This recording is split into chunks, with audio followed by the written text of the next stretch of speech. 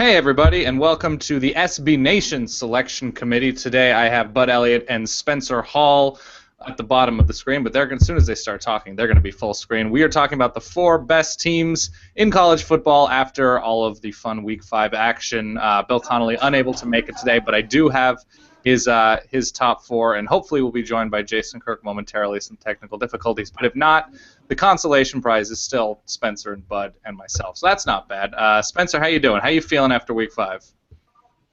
Good. Stamina's good. It's a marathon, not a sprint. Mm-hmm. And for once, actually managed to not gain weight the first month of the season. So I want an enormous pat on the back for that. Wow, a digital pat on the back for you. I probably have a little bit, but I also do a show where I eat food and many plates thereof. So it's gonna happen. Bud, how you doing 5 weeks in?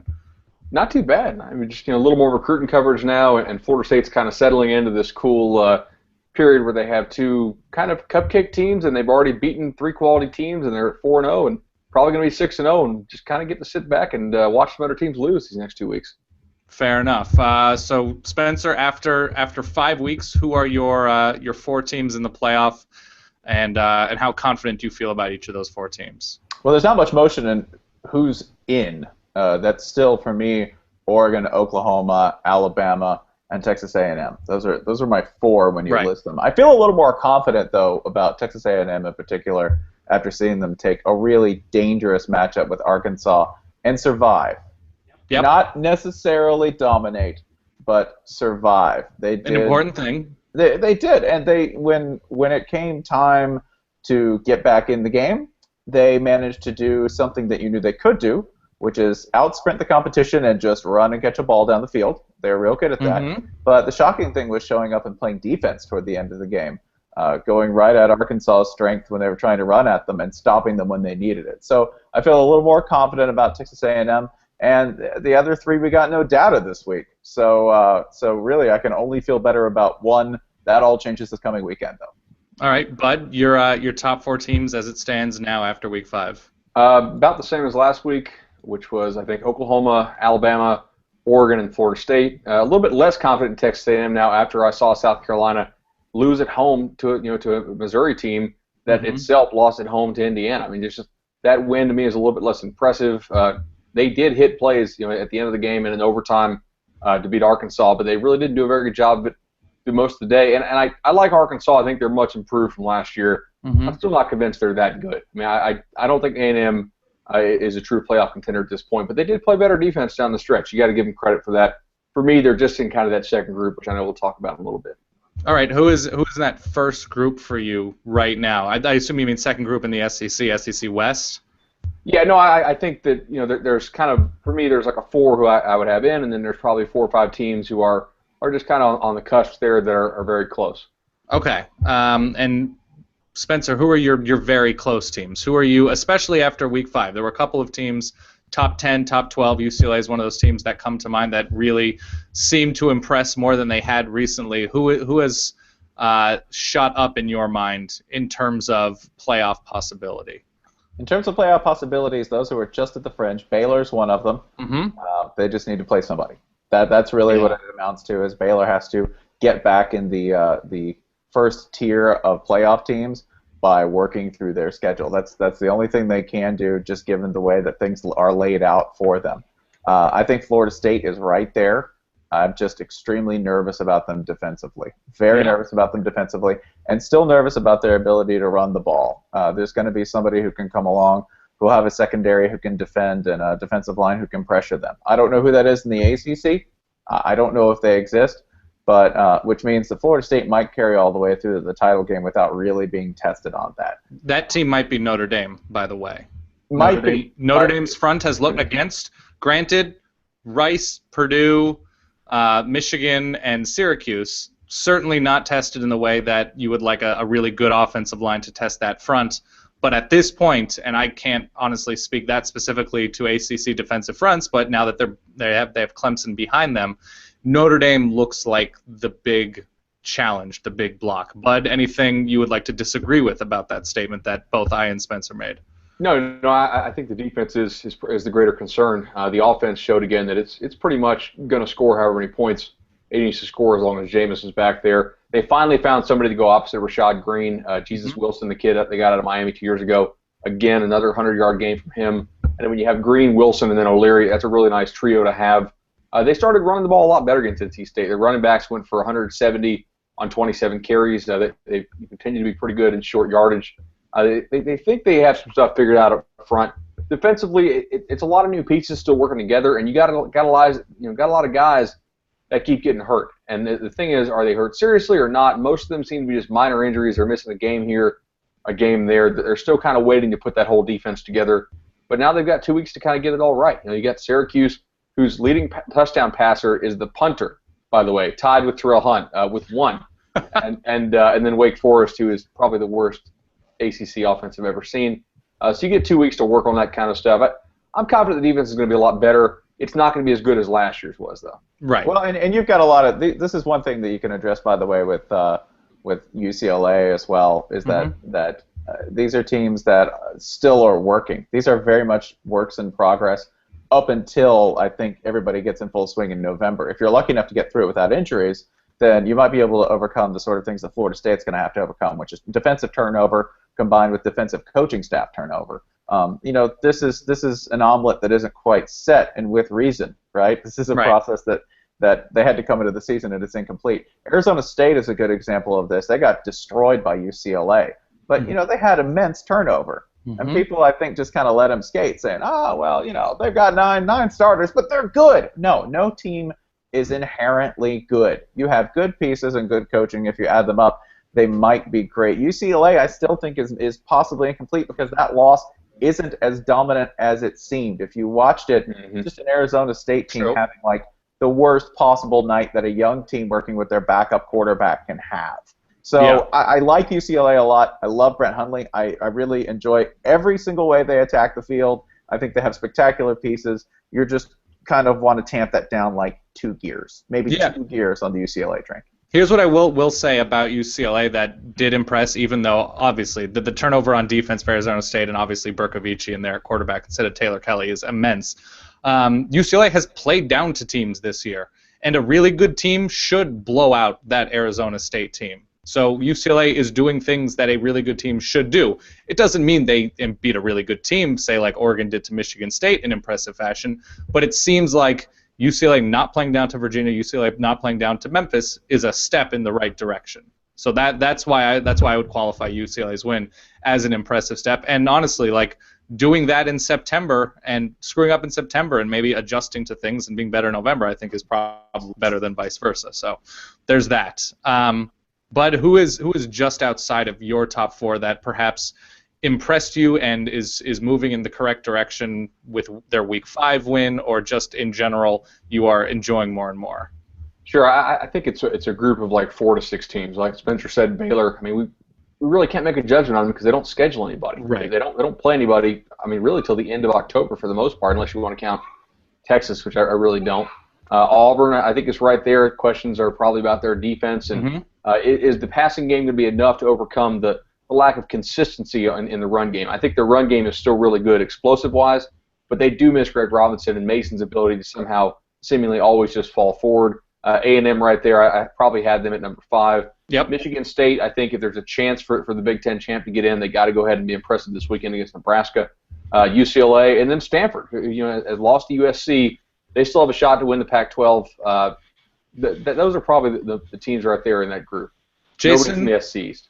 Jason, first of all, welcome to the call. We're delighted to have you. Second of all, Jason, is your audio muted?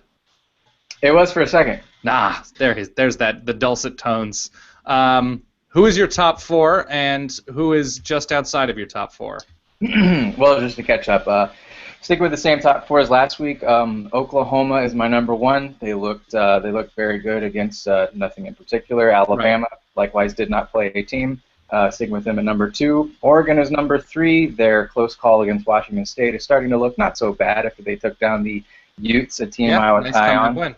And number 4, Auburn, which is dispatching teams and took down a Louisiana Tech team that is exceeded its expectations so far this year. And then in the on-deck circle, we have the entire SEC West, which is as good as hyped, Florida State, and that's about it. All right. Which team, Jason, do you feel like in your top 4 is the least flawed, that you have the least concerns about? As far as schedule goes, or just in general, like as they're built, the coaching staff, what their schedule looks like. Which, if you were to actually bet American dollars, which one do you feel the most confident in being responsible for your American dollars? I think if they were all playing sort of an equalized schedule, I would go with Oklahoma. Even though quarterback is still, it's looked good over the past 6 or 7 games, counting the end of last year. It's still a little bit less stabilized than you see Marcus Mariota at Oregon, or with Auburn having 2 competent quarterbacks who can run a quarterback-friendly offense. Oklahoma just looks so solid on both sides of the ball. Yep. And while their actual real-life schedule has a few challenging games left, if every team in the country was to play sort of an equalized 12-game schedule, they would be my bet right now. All right, Spencer, who is your least flawed playoff team at the moment? Who do you have confidence that they can win and not lose in a variety of different ways? Well, Jason just took my answer. So let's go to Alabama for this reason. Okay. Why is Alabama behind Oklahoma in your mind? Well, probably because we've managed to downgrade. I think a couple of games that Alabama's played. And in addition, I just think the idea of an Alabama team struggling to run the ball, which by the way, like, they should have run for more on Florida. That game should have been uglier. They pulled up, so maybe that's part of the concerns when you look at it statistically.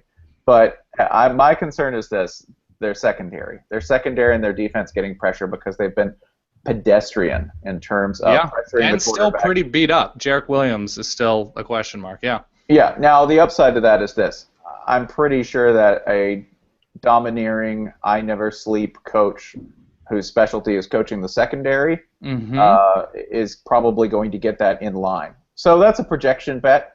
I think that's why Alabama's behind. But Alabama's going to fight through the SEC West. If they come through the SEC West unscathed, there is no choice but to put them at 1. None. Yeah. 0. Bud, who is your least flawed and/or, I mean, even most flawed now, too? If you're going to look at both ends of the spectrum, who do you have the most and least confidence in when you look at the teams potentially going to New Orleans and L.A.? I think Kirk and Spencer kind of took my answers for the least flawed. Those, to me, are the clear 2 at this point. My other 2 teams in the top 4, I had Oregon and Florida State.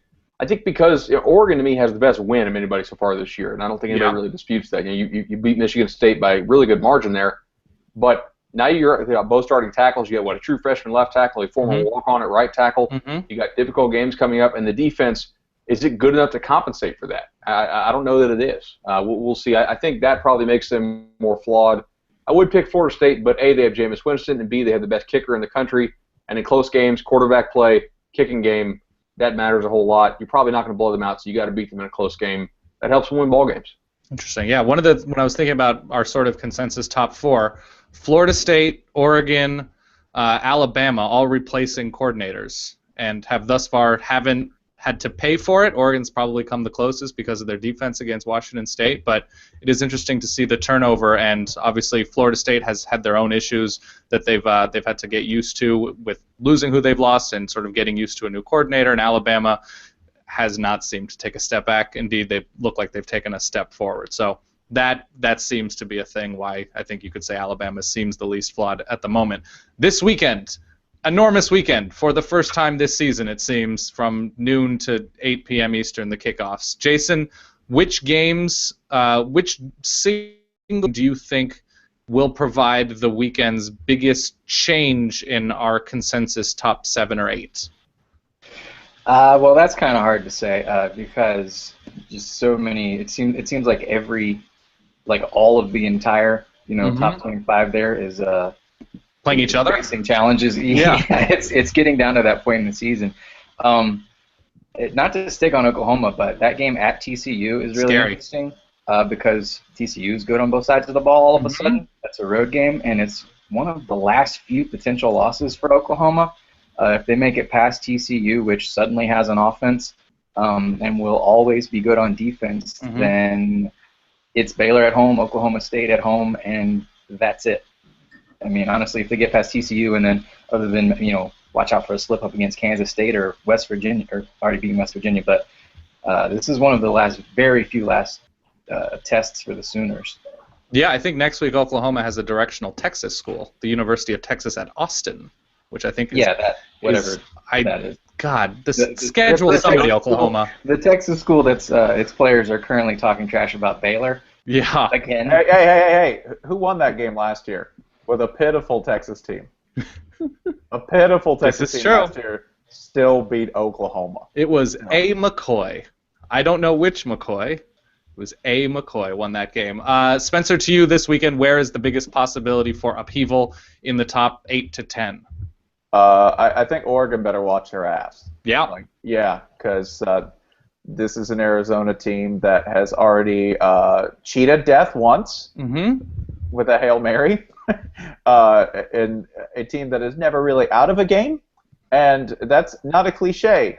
They scored 36 points in a quarter. Yes, against Cal, okay? But I also watched Washington State shoot just completely decimate Oregon's defense. Yeah. So I'm not really totally sold on that either. That not happening. So if this is your classic Pac-12 late night sprinting contest, Oregon could lose. If Mariota makes one mistake and Arizona doesn't, that game could very well go the Wildcats' way.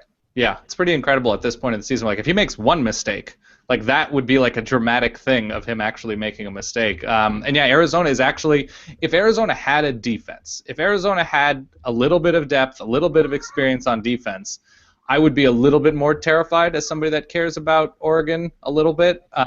Arizona's got like 6 very, very good receivers, and they're developing a very nice running back. But that receiver depth, they have, when I look at the teams in the Pac-12, they might have, at their peak, at their ceiling, the best receiving core right now, especially with Caleb Jones playing the way he is, the former 5-star Texas transfer. And you know what Arizona has that Auburn doesn't? Like, that's a question that you'll probably never ask in the history of college football ever. What does Arizona have that Auburn does not? Awesome perimeter blocking in the run game. Absolutely. Like, if you watch them, Arizona's receivers have been so good in that run game, which is so key for that scheme. And that's something that, like, if you have a concern about Auburn, by the way, which was interesting, Jason was the only one of us that had them in the top 4. That's my concern about Auburn, blocking. Yeah, if you have, and this was the hallmark of a lot of these spread teams, and obviously Rich Rod has been running the sort of modern version of the spread to run for a long, long time, is that, I mean, there was an Oregon Chip Kelly phrase, like, if you don't block, you don't get the rock. And if you have an offensive line that spreads sideline to sideline, it makes a huge difference. So interesting thing to pay attention to as the SEC West just annihilates each other. But which one game this weekend do you think affects things and causes turmoil and chaos in our top 8 or 10? I'm going to go to the one game where the top 8 team is actually the underdog, and that's in Stark Vegas, baby. Yep. Mississippi State is favored over Texas A&M. You get Jeff Collins, who I think is a really good defensive coordinator for the Bulldogs. They're off a bye week, I believe, right? Or they didn't play anybody good last week. Not that I would have noticed them. And then their offense seems to be really clicking with Dak Prescott. I kind of doubted him coming into the season because he hadn't really done anything against anybody good. Right. This is a tough set now for A&M, and I think it's where they'll pick up their first loss. So that's something to watch for. I agree with Jason. The TCU game is probably Oklahoma's toughest remaining ball game. Baylor's a better team than TCU, but because of where it's played and the circumstances around it, home road splits, this is probably the toughest game for the Sooners. Yeah, TCU, I did easy call earlier, and I took at least the points with TCU. 2 good defenses, and TCU's a home dog, and Sonny Cumbie and Trevon Boykin, it looked to be clicking against nobody at least, but that's a thing in a small sense. And interesting with TCU is, like, they lose Devontae Fields, and they're like, yeah, we have Paul Dawson, we have James McFarland, we have these people that are fast and run our 4-2-5 to extreme violent levels. So it's going to be, and that's a defense built specifically for what Oklahoma tries to do, which is that inside-outside spread type offense with Trevor Knight. So I think that's huge. I think the Mississippi State point's a good point, just because letdown spot for a young team in a loud stadium on the road. It's tough. It's I think those are both good answers. So. And back-to-back physical games. Mississippi State's not a finesse spread team. They pound you. Yeah. their offensive line looked very good against LSU, and this is, of course, a Texas A&M defensive line that took a pounding for at least a good chunk of the Arkansas game before settling down in the second half. When you look at teams that you felt good about coming into this week or the previous week that are still sort of hanging around, Jason, who are you losing confidence in as a team that we perhaps thought of as a top team? USC had a nice enough win against Oregon State, for instance, that we had them pretty high up early on in the season. Where is your confidence waning a little bit in sort of top 12, top 15 teams still within striking distance? It's pretty funny to look back and remember. We had Georgia as the number 1 team here after week 1, after they blew away Clemson. Not so long ago. And that was totally reasonable. Yeah. That's how weird the sport is and how quickly things change. That I don't think any of us would have them in the top 10 at this point. That's how far they've fallen, despite losing just 1 game. When you beat Tennessee by 3 at home, an improving Tennessee team, but a team that might literally not have an offensive line. It just might be a few young 5-stars just sort of running around back there, and the defense just can't catch them. Georgia to this point is probably the team that's disappointed the most, and they're still the SEC East's best team. Yep, I think. Yeah, I'm pretty sure they are. Yeah, Spencer, who are you losing confidence in that's still within striking distance? LSU. Okay, why is that? LSU has just been so disappointing in terms of lacking even the sort of minimal requirements for the identity of a Les Miles team. Like that they haven't even been wacky, properly interesting. I just think they've been sort of dysfunctional on a low level, not dysfunctional on a huge level, but the little things, finishing tackles, finishing blocks, it just seems sloppy. The entire team seems very, very sloppy at this point. They've had problems at the quarterback position. They still might have problems at the quarterback position, even though I think it's going to end up being, I think they've made their choice in Brandon Harris. So I've been so disappointed in them because traditionally you've been able to rely on them as the curveball of all curveballs, right? Right. And just hanging around. Just hanging around, waiting for somebody to lose so they can slide in. And I don't think they're capable of that this year. Watch me say that, and watch them end up representing the SEC West in the Georgia Dome.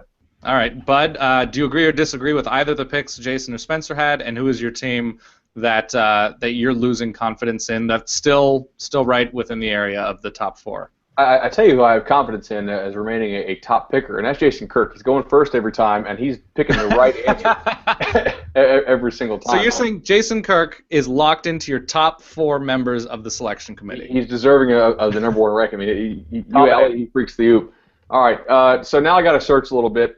Wisconsin is 17th. We're stretching the definition here a little bit. Okay. However, they look terrible against USF. They're secretly pretty bad. They needed some bad calls if you need bad calls to break a game open at home against USF, a really bad USF team. So I'll go Wisconsin. I'm not even convinced they're a top 25 team right now. Your thoughts on LSU? Spencer lost confidence as a result of sloppiness and not really settling on a quarterback and relying on a lot of youth, or not youth, but some inexperience at big places. Do you have more confidence in LSU than Spencer, or are you on the same page? Occasionally it happens that a kid just looks really bad in practice, and then all of a sudden the kid who looks good in practice is so bad in the game that you end up flipping him, and then the guy who sucks in practice is all of a sudden a baller in the game. Harris looked really good for them, and so did Malachi Dupree, the young receiver. Yep. Fournette keeps getting a little bit better. But they did just lose a starting safety today to an ACL injury, so that kind of tempers my enthusiasm on LSU. I don't know if you all saw that broke kind of after lunch today. So yeah, I'm down on LSU. They're not a top 10, not top 15 type team for me until we see more consistent play out of the quarterback position. All right, I asked you guys which, and I'll start with Bud this time because Jason has been getting first crack at a couple of these. Bud, for you, just in terms of pure entertainment this weekend, which game, if it's one of those old movie poster things, if you see one game this weekend, make it, and which one is that game? Probably Oklahoma TCU. I mean, I think it's two teams that run really, really awesome nickel-style defenses. I want to see how good TCU really is. I want to see Trevor Knight on the road in a tough environment, see if the hype is going to continue to be real with him. Yeah. Against the non, West Virginia with only 4 or 5 pretty good defensive players. Yeah. Exactly. So that's probably my pick. But this is a good question to go last on because there are so many nice picks out there. Okay, Spencer, if you can only see one game this weekend, it is? We sure that Mississippi State Texas A&M game? Is that a night game? No, I think that's like a noon Eastern game. It's noon. I think it is the noon game, yeah. It's noon? Oh, watch it, yeah, because Texas A&M's losing if it's noon. Noon game on the road? Done. Over. Wow. Take it. Yeah, I firmly believe in the curse of playing at noon in Mississippi. It's never good for a team, ever. But is that your most entertaining looking forward to game, or is that just a game you're confident in the outcome? Probably both. I think it's a good matchup. It'll probably be a very frustrated Texas A&M team, probably doing a lot of what they had to do against Arkansas. And you've also got the wild card of Dan Mullen late game decision making. True. Which you never know how that's going to go. Yeah. He holds a laminated card that just has a question mark on it. Like, let's see. He's got a 20-sided die. Jason, which game to you is the entertainment lazy boy game of the? They're not a sponsor. Is the giant recliner game of the weekend? This is a pretty easy weekend just because there's so many big games. The very biggest one is also going to be a whole lot of fun. Bama at Ole Miss. Yeah. Just because that's a ton of talent out there. Mm-hmm. For Ole Miss, this is going to be a Super Bowl kind of atmosphere with game day at Oxford for the first time. Yep. They haven't beaten Bama in forever. Already got a player talking a little bit of trash, not a whole lot of trash, but the Cody Pruitt said Bama's slipped just a little bit, which is probably accurate, at least defensively. But that's going to be an incredible atmosphere and two very good teams, and it's pretty meaningful. I would say quite possibly the biggest game of the regular season so far. And then also Nebraska going to Michigan State. Yeah. I think these are the two best teams in the Big Ten, and little early Big Ten conference championship. Why not? Yeah, it's like while the Big Ten is interesting, watch this week's game. Yeah. Speaking of Bill, who's not here with us, he said, we were talking about which game you should preview for Friday, and we settled on Nebraska-Michigan State, and he's kind of, why do I have to talk about the Big Ten again? Right. Because that can get quite old. Mm-hmm. And said, it's probably the last time for a while because these are the two best teams, and one of them will have a loss. So yeah, I mean, Ohio State you would think would be able to do interesting things, but they just sort of look boring. In terms of what they have and what they could be, it looks a little bit boring. I think they had a solid win against Cincinnati, but right. They got a little bit of catching up to do. Yeah, I mean, just to hear Gary Danielson this weekend discuss all the pop passes that both Alabama and Ole Miss throw, which is going to be really interesting because like 2 years ago that was like Big 12 style sorcery. Right, and now suddenly it's an SEC thing. SEC invented it. SEC this, SEC that. Yeah, and the good news with the Ole Miss-Alabama game is you have like the actual awesome matchup of Alabama's offense against, I guess, especially Ole Miss's back seven with how good their linebackers and secondary have been playing. And then you have Bo Wallace doing things on offense. He's either hitting. They're both good and bad. Right. They're both disastrous and miraculous, and you never really know. He's basically that. He's Dr. Bo and Dr. Hyde. There's nothing that Bo Wallace will do that won't result in somebody laughing. It's either Ole Miss fans laughing because like he's somehow found Laquan Treadwell for 87 yards, or he somehow threw it backwards to an Alabama linebacker or something ridiculous happens. He's the only quarterback in America who can consistently say that he might do something so wrong that it mystifies a DB who assumes he had it read correctly. He might be like, no, nobody would do. Oh. It's almost a mini SEC tragedy that Dr. Bo and Houston Nutt never got the opportunity to sit in a meeting room and really plan for something. No. Ole Miss fans are really fun to pay attention to during games because, Dr. Bo throws 3 straight touchdowns and it's immediate, the national media narrative, where is it now? Oh, and yeah. And he throws 2 picks and, Dr. Bo, get him out of there. His own coach was holding up 3 fingers in the game against Boise State to signify his 3 interceptions. I mean, his own coach after the game against Boise State said, I don't know what Bo was looking at out there or seeing. Just embrace it. It's an amazing, and I should fans and everybody else embrace it. That the 4 of us, and then if you add Bill and Ryan Nanny, were the ones in the room during the creation of the Dr. Bo mystique. So yep. that's another. But By the way, if I can take a prop bet on that game, Yep. Ole Miss defense, 2 personal fouls in the first half. Minimum of 2 personal fouls. I would Sir Darius Bryant. 2 personal fouls first half is not it's not the dumbest bet you could make. Yeah, I'm not gonna. Yeah, that could happen. All right, that is, I believe, all the time we have for this week. I will conclude with this question. We've done food stuff the past couple weeks, but I will go with food stuff that you will be involved with. What is on the menu this weekend, Bud Elliott, for these games or for your time? I don't know if there's I don't even know if there's a Florida State game worth watching, but what is on the menu? It's the Wake Forest game, so I'm guessing the press box food is going to be probably lacking. Not a whole lot of road fans to impress, so I'll probably eat a Kind Bar and do a little bit of tailgating before then. Do you have an industrial-sized crate of Kind Bars? No. My dad usually has 1 or 2, so I'll just grab one of his. Fair enough. Spencer, what's on the menu this weekend?